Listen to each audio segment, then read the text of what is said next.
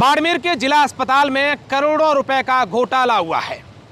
जो राशि सरकार यहां के मरीजों या मरीजों की सुविधाओं के लिए भेजती है, उसी राशि को डकार गए बड़े ठेकेदार।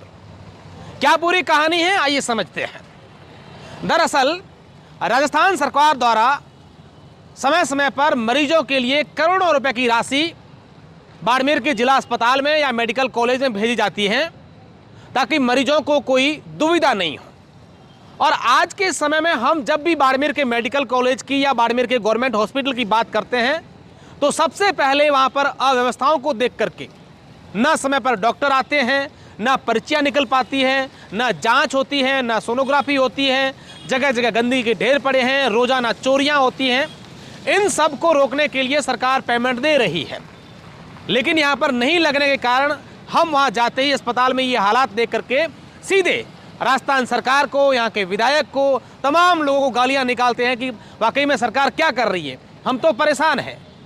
लेकिन इसके पीछे एक बड़ा खेल चल रहा है। सरकार सफाई कर्मी, guard, medical staff, nursing, paramedical staff, doctor, इन सब को एक्स्ट्रा लगाने के लिए सरकार ने 9 करोड़ रुपए का एक बजट जारी किया।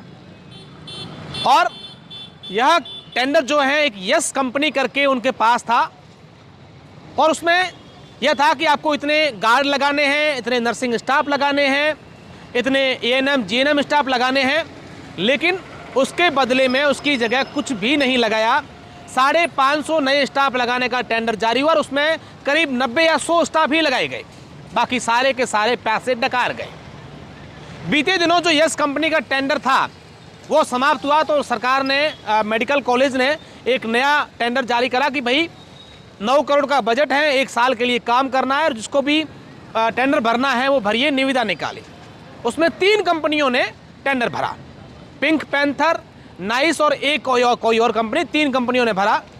और उसके कुछ दिन बाद जब टेंडर जारी हुआ तो मेडिकल कॉलेज प्रशासन ने या जिला अस्पताल प्रशासन ने यह हवाला दिया कि प्रशासनिक कारणों के कारण वो जो टेंडर है उसको हमने नील कर दिया है।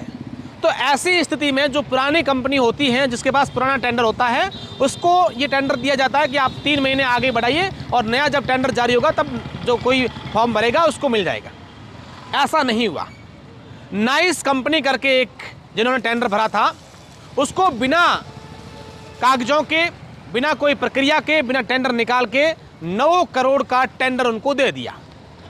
पिछले 2 महीने में 550 कार्मिक जहाँ लगने थे वहाँ सिर्फ 100 कार्मिक ही लगे, और बीते दिनों जो 22 कार्मिक लगाए हैं, ऐसा बताया जा रहा है कि नर्सिंग स्टाफ लगाए हैं, उनको लगाने की एवज में प्रत्येक से 2.5 से 3 लाख रुपए लिए गए हैं। इसके साथ ही मेडिकल कॉलेज ने उनको 1 करोड़ रुपए का पेमेंट भी कर दिया है। ये शिकायत जब आज या पिछले 2-3 दिन से लगातार जिला कलेक्टर के पास पहुंची कि इस प्रकार की अनियमितताएं चल रही हैं, तो आज बाड़मेर के जिला कलेक्टर द्वारा एक जांच कमेटी बनाई गई, जिसका आदेश हुआ। उसमें नेतृत्व में रखा बाड़मेर के एसडीएम आईएएस यथार्थ शेखर को, उनके साथ बाड़मेर के ट्रेजरी ऑफिसर जसराज, उनके साथ बाड़मेर के तहसीलदार हुक्मी चंद, और उनके साथ और भी बाड़मेर के पीएमओ, बाड़मेर के सीएमओ, जो तमाम जो लोगों की टीम थी, वो जब मेडिकल कॉलेज पहुंची वहाँ पर सारी फाइलें खंगालने के लिए, तब वहाँ के सूत्रों के अनुसार तो जानकारी ये भी मिली है कि वहाँ जब एसडीएम पहुँचे तो 38 सफाई कर्मी मेडिकल कॉलेज में लगाए गए हैं। तो एसडीएम ने पूछा कि भाई आपके मेडिकल कॉलेज में जो 38 सफाई कर्मी हैं वो कहाँ हैं, तो उसका जवाब नहीं मिला। इस दरमियान मेडिकल कॉलेज के प्रिंसिपल ने अपने प्रतिनिधित्व के तौर पर एक डॉक्टर साहब को वहाँ पर भेजा कि वो जाँच कमेटी आई है, जाइए उनसे बात कीजिए, क्या कुछ काम है उनको, क्या उनको चाहिए, क्या डॉक्यूमेंट मांग रहे हैं। तब ये बात सामने आई है कि बाड़मेर के एसडीएम का ऐसा कहना है कि वो डॉक्टर साहब आए, उन्होंने कहा कि आपका आदेश लाइए, आप कौन होते हो बिना परमिशन के मेडिकल कॉलेज में घुसने वाले, या आप किस बात की जांच कर रहे हो, मुझे चीज़ें बताइए। तब एसडीएम ने कहा कि मैं एसडीएम हूं, जिला कलेक्टर के आदेश पर आया हूं, और अगर जिला कलेक्टर आदेश नहीं भी देती है तो भी मेरा क्षेत्राधिकार है, मैं एक एसडीएम के नाते मुझे ये अधिकार है कि मैं किसी भी जगह का औचक निरीक्षण कर सकता हूँ। और इसके बाद दोनों के बीच में बहस छिड़ गई, तू मैं तक बात आ गई। डॉक्टरों का ये आरोप है कि आपको जांच करनी थी तो करनी थी, हमारे साथ तू तड़ाके से क्यों बात की। आईएएस यथार्थ शेखर जो बाड़मेर के एसडीएम है, उनका ये कहना है कि मेरी जांच में उन्होंने जो बाधा डाली है, मुझे काम नहीं करने दिया। और उसके बाद आज बाड़मेर के जो डॉक्टर हैं वो जिला कलेक्टर से मिलने पहुंचे थे कि हमारे साथ बदसलूकी हुई है। हालांकि शिकायत यथार्थ शेखर ने भी बाड़मेर जिला कलेक्टर को की है कि मैं जब यहाँ जाँच करने गया तब मेरे को जाँच में सहयोग नहीं किया और मुझे जाँच में बाधा डाली। अब इस पूरे मामले को लेकर के जब बात सामने आई तो एक बड़ा खुलासा सामने हुआ है कि बाड़मेर के मेडिकल कॉलेज में 9 करोड़ रुपए की घोटाले की ये बात सामने आई है। ये कौन है ठेकेदार, किसकी है ये कंपनियां? क्या इसमें बड़े नेताओं का हाथ है? क्या एक नेता दूसरे नेता को टेंडर नहीं देना चाहता है? क्या इन कंपनियों के मार्फत यहाँ काम करने वाले लोग नेताओं के लिए कमा रहे हैं?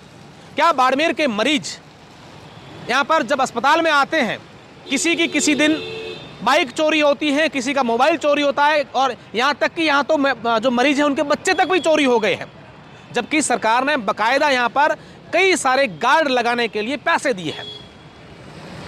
मरीज कहते हैं कि हमारी पर्चियाँ नहीं कट रही हैं, समय पर इलाज करने के लिए एएनएम जीएनएम नहीं आते हैं, सफाई कर्मी सफाई नहीं कर रहे हैं। ये दोष सरकार पर दे रहे हैं, लेकिन ये बात ये भी है कि इस बात की सरकार को भनक नहीं है, ऐसा भी नहीं है। अगर ऐसा होता तो अब तक इस पूरे मामले की एक बहुत बड़ी खुलासा होता और ऐसा करने वाले लोगों के खिलाफ कानूनी कार्रवाई होती और जेल के सलाखों के पीछे जाते। आपको उदाहरण दे दूं कि पिछली सरकार में जब अन्नपूर्णा रसोई की योजना शुरू हुई थी, उस समय एक बड़ा घोटाला हुआ था और उसके बाद बाड़मेर के चेयरमैन और यहाँ के जो उस समय के जो आयुक्त थे, इसके अलावा जो जिसकी कंपनी टेंडर हुआ था, उनके खिलाफ मामला दर्ज हुआ और काफ़ी दिन तक वो भूमिगत रहे। फिर उन्होंने हाईकोर्ट में जाकर के स्टे किया, अभी भी उनके ऊपर मामला चल रहा है। तो क्या आने वाले दिनों में इस प्रकार का बड़ा घोटाला और भी मरीजों, अस्पताल जैसे संवेदनशील मामले में इस प्रकार का घोटाला करने वालों के खिलाफ कोई बड़ा एक्शन होगा? ये देखने वाली बात होगी, या फिर नेता जो है इस मामले में हस्तक्षेप करके पूरे मामले का गोल मटोल कर देंगे, ये हम आपको दिखाएंगे। लेकिन जब तक ऐसे मामले लगातार खुलेंगे नहीं, हम लगातार इस प्रकार के घोटाले और जो भ्रष्टाचार गरीब लोगों के साथ, मरीजों के साथ कर रहे हैं, उनका खुलासा करते रहेंगे। धन्यवाद।